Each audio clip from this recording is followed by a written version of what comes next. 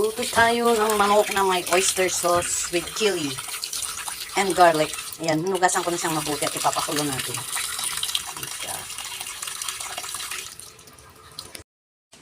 Ayan, lagyan na rin natin ng asin. Itong ating manok. Ayan, luyang dilaw. At ating ilalaga para hindi malansa.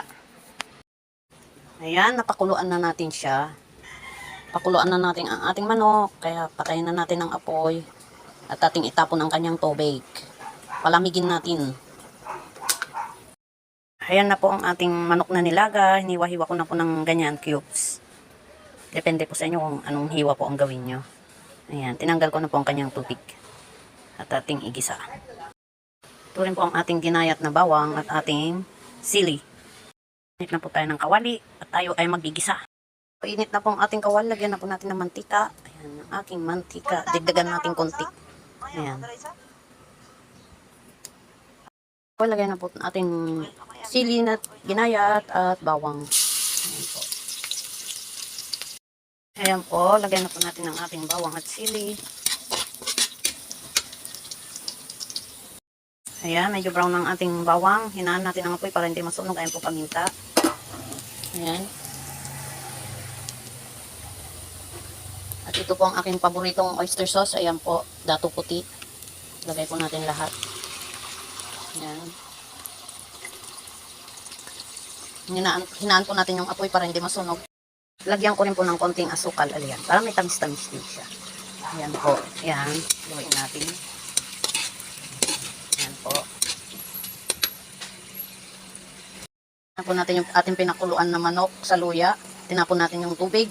At ating hiniwa-hiwa, ayan po, ilalagay po na po natin. Ito na po.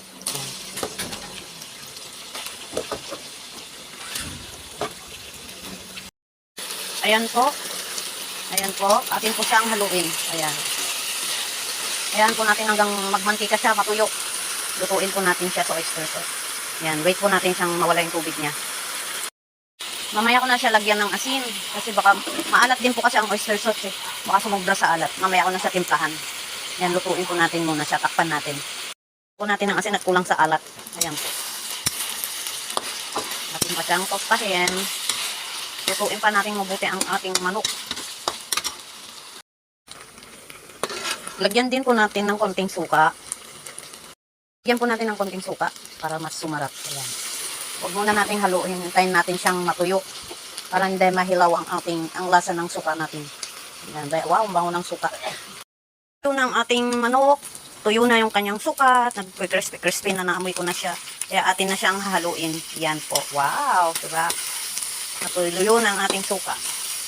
Yan po. Hinaan lang natin yung apoy para hindi masunog. Lagyan din po natin ng tubig. Ang purpose po niyan tubig ay para lumambot pa po yung ating manok at saka para makuha po natin yung mga dumikit na mga oyster sauce para mas lalong sumarap ang ating nilutong manok. Makuha po natin yung mga lasa na nadikit dyan sa kawali. Ayan po. Halo-haluin natin. Ganyan. Po, luto na po ang ating chili garlic chicken with oyster sauce. Kaya atin na itong patayin ng ating apoy. Ayan po, luto na po siya. Okay, let's eat guys. Ayan, ginarnish ko siya ng kinchay. Optional po yan kung gusto niyo pong lagyan ng kinchay. Ayan, nilagyan ko po. Tikman na natin kung masarap ang ating niluto. Ayan po, ayan. Oh, sarap. Look at this. Sarap. Tikman na natin. Oh, sarap. Palalo. Try nyo pong lutuin. Thanks for watching.